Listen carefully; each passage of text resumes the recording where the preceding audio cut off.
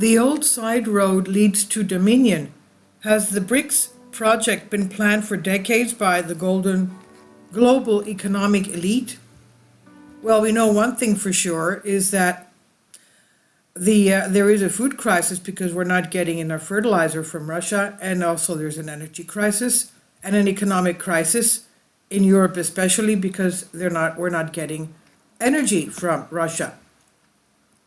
Now, after melting the meeting in Johannesburg for its annual meeting, the alliance of countries originally formed by Brazil, Russia, India, China, South Africa, BRICS for short, officially decided to open the doors to 6 other countries that had applied.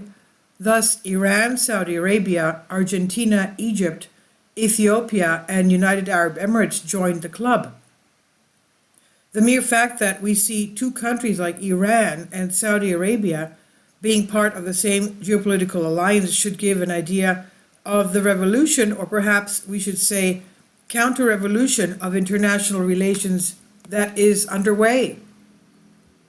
What we're seeing with the BRICS project and the creation of an alternative currency is in no way a phenomenon aimed at ensnaring the US and the West, according to Shahid Bolsen, an analyst who has worked for the organization, detained in Dubai, a personality with a controversial past known for his views that challenge conventional narratives.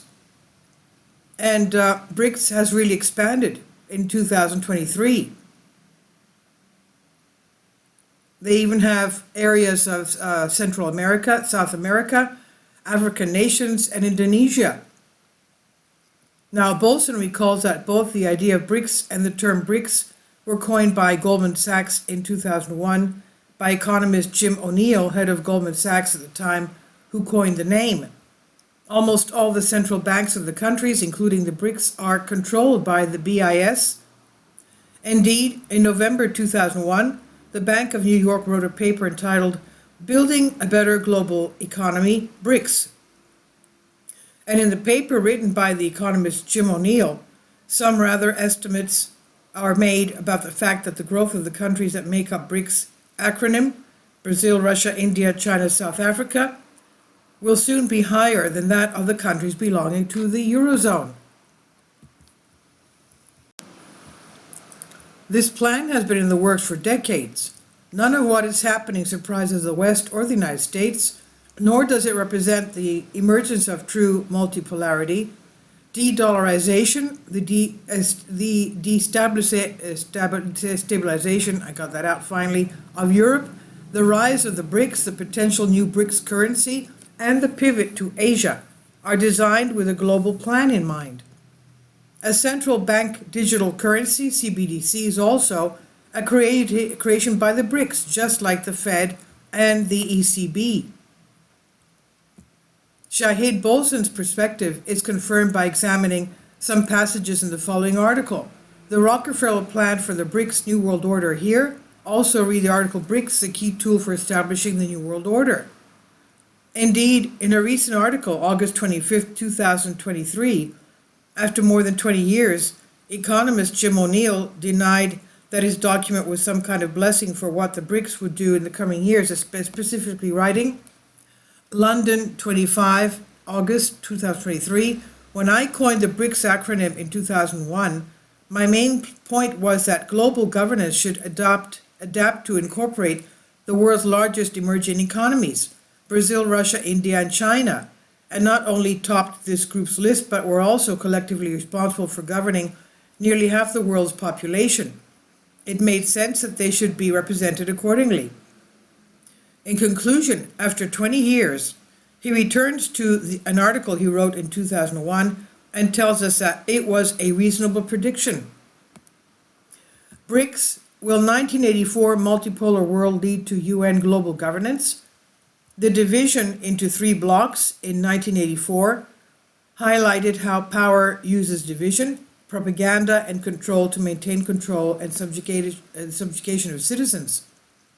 In 1996, Henry Lamb, L-A-M-B, president of Sovereignty International Corporation, founder of the Environmental Conservation Organization, columnist, author, and one of the most important experts in the UN effort for global governance, was the first to sound the alarm for Agenda 21 and plans to put global governance in the hands of the UN Secretary General. Agenda 21, the primary document presented in Rio de Janeiro and adopted by more than 100 heads of state, such as George W. Bush, which describes in every detail all the transformation that must be done in society in order to become sustainable as them defined sustainability. The BRICS countries, from summit to summit, reaffirmed their commitment to implement the UN's 2030 Agenda, Globalization 4.0, and Klaus Schwab's Fourth Industrial Revolution. 1984, the world is divided into three big blocks. Or is it just a distraction like the Orwellian novel 1984, where the world is divided into three major blocks, divided by hostilities and conflicts that work to keep the populations in a perpetual state of oppression while Big Brother reigns supreme? That's the question. In the world of 1984, the three major geopolitical clusters, essentially Oceania, Eurasia, and East Asia, represent the three powers compelling for global supremacy.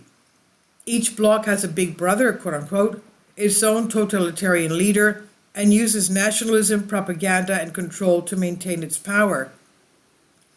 Citizens of each bloc live under constant surveillance and control, and reality is shaped by the regime. The concept of war is peace is one of the slogans used to control people's thinking and distort reality. Freedom of thought and privacy have been completely eliminated. The division into three blocks illustrate the idea of a power struggle where no side has a permanent advantage and war continues as a means of control.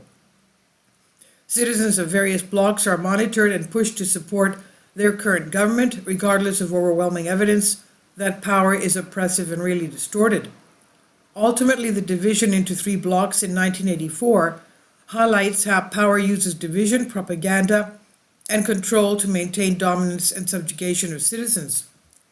It's possible that the multipolar world is a kind of distraction from the ultimate goal, which is the governance of two seemingly opposite blocs under the leadership of organizations like the UN and the WHO, and not just governments, as Schwab himself would like in the World Government Summit.